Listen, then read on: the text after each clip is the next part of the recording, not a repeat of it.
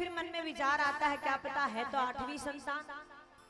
जिस प्रकार से और बच्चों को मारा था वैसे ही योग माया के दोनों पैर पकड़ करे और जैसे ही मारने की कोशिश करते हैं हाथों में से छूट जाती है योग माया, आकाश मार्ग से जाने लगती है और आवाज आती है, अरे मूर्ख कंस, मुझे क्या मारेगा, तेरे को मारने वाला तो कब का ही गोकुल पहुंच चुका है, तू मेरे को क्या मारेगा। जैसे ये सुना भुजंकार रह जाता है कंस और सोचता है क्या किया जाए, अब क्या होगा। तुरंत उनके जो मित्र रहते थे जितने भी उनको बुला लिया जाता है, साथ में एक पूतना नामक राक्षसी थी उसको भी बुला लिया जाता है और कहते हैं कि अब गोकुल में कौन जाएगा। तब वो पूतना नामक राक्षसी कहती है कि गोकुल में मैं जाऊंगी। कंस कहता है कि तुम्हें घुसने कौन देगा, तेरा स्वरूप ऐसा है, घर में जाने कौन देगा। तो वो पूतना बड़ा ही सुंदर स्वरूप बनाती है और कंस कहता है कि 6 महीने से छोटे जितने भी बालक हैं उन सबको आप मार दीजिए। अब महाराज पूतना आती है गोकुल में और रोज 5-6 बच्चों को वो मार देते। रोज 5-6 बच्चे कम हो रहे हैं। भगवान सोचते हैं कि ऐसे तो काम चलेगा नहीं, मैं खेलूंगा किसके साथ, ऐसे तो संख्या कम हो जाएगी मेरे मित्रों की। अब वो योग माया को आदेश देते हैं और जैसे योग माया पूतना के मस्तक में जाकर बैठती है, अपने आप वो योग माया उसके मस्तक में बैठती है। पूतना अपने आप नंद बाबा के महल की तरफ चल पड़ती है। अब जैसे वो घर की तरफ चलती है तो यशोदा मैया क्या कर रही थी, आंगन में बैठी लाला को दूध पिला रही थी। लाला को बैठी दूध पिला रही थी। अब जैसे ही भगवान पूतना को आते हुए देखते हैं तो देखिए अलग अलग टीकाकारों ने अलग अलग अपना मत बताया है, अलग अलग उन्होंने अपने हिसाब से लिखा है। कुछ टीकाकार कहते हैं कि भगवान ने नेत्र बंद इसलिए कर लिए कि वो नेत्र बंद कर करे प्रार्थना कर रहे हैं कि हे भगवान, आप महादेव जी से प्रार्थना कर रहे हैं कि आप आइए, ये पूतना अपने स्तनों पर विष का लेपन कर कर आई है। मेरा जन्म तो माखन मिश्री खाने के लिए हुआ है, ये विष ग्रहण करने के लिए नहीं हुआ है। आप आइए विष ग्रहण कीजिए। कुछ टीकाकार कहते हैं कि भगवान ने नेत्र बंद इसलिए कर लिए कि वो कहते हैं कि पूतना तो राक्षसी है, इसके दर्शन मैं क्यों करूं।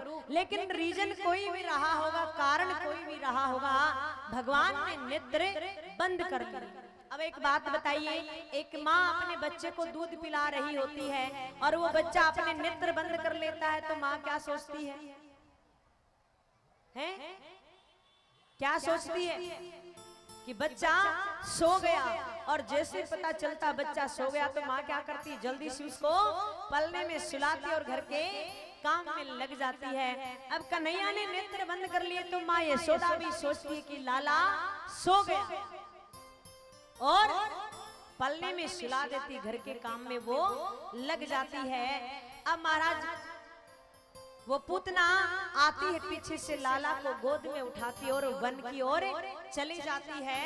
वन में जाकर वो पूतना क्या करती है, लाला को दूध पिलाने लगती है और जैसे दूध पिलाने लगती है कुछ देर के लिए तो लाला क्या करते हैं, दूध पीते हैं। बाद में पूतना के प्राण खींचने लग जाते हैं, वो पूतना के प्राण पीने लग जाते हैं।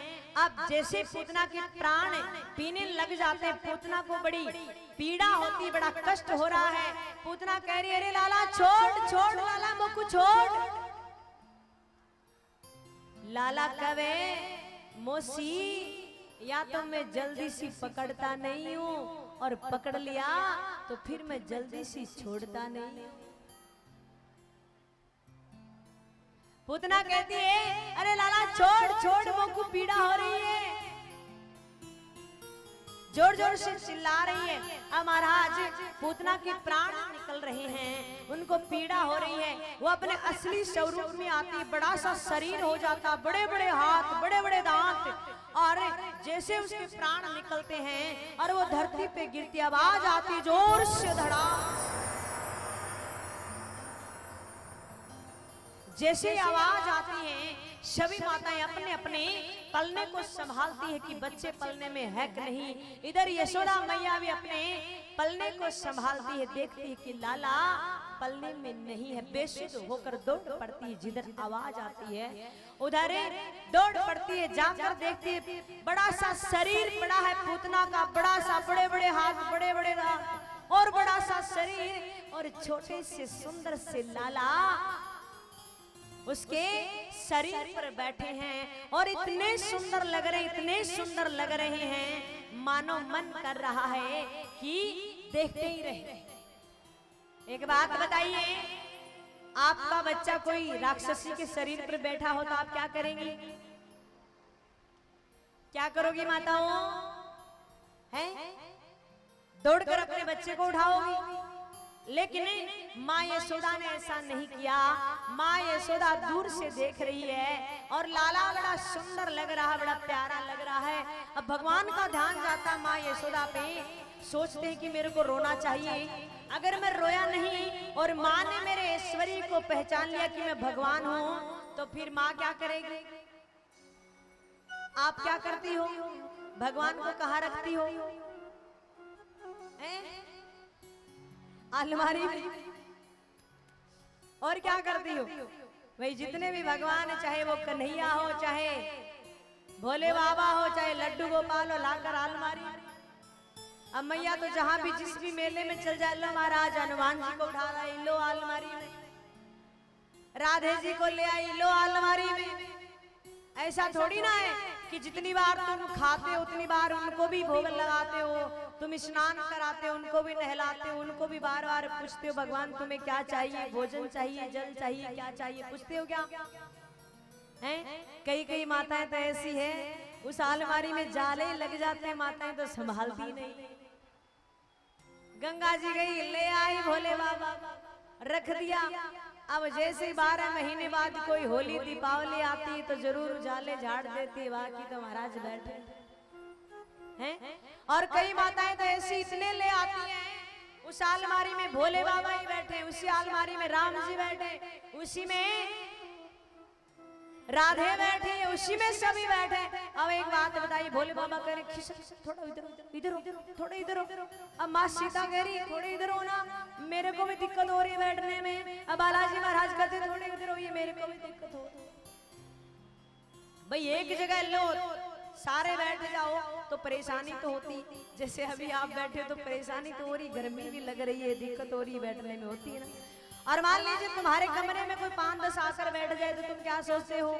कब ये जाए, कब तुम छोटे, कब हम हैं? यही तो सोचते हो।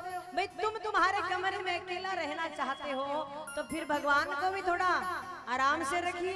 ये थोड़ी ना कि वही बालाजी, वही भैरव जी, वही ठाकुर जी, वही राम जी, वही सभी को वही विराजमान कर दिया है। तो लाला कहते हैं कि अगर माँ ने मेरे ऐश्वर्य को पहचान लिया तो दिक्कत हो जाएगी, वो वहीं अलमारी में ले जाकर बैठा देगी। अब लाला क्या करते, जोर जोर से रोने लग जाते हैं। और जैसे लाला जोर जोर से रोने लग जाते हैं, मैया दौड़ कर उठाती है लाला को, अपने सीने से लगा लेती है। और जितने भी ग्वाल वाल थे सभी नंद बाबा को आकर कहते हैं बाबा बाबा। बोला हाँ। बोला आज तो भगवान ने लाला को बचाए लिया। अब लाला स्वयं भगवान है, लेकिन उनकी लीला को कौन जान पाए। अब सभी गोकुलवासी कहते हैं बाबा बाबा, लाला को भगवान ने बचाए लिया।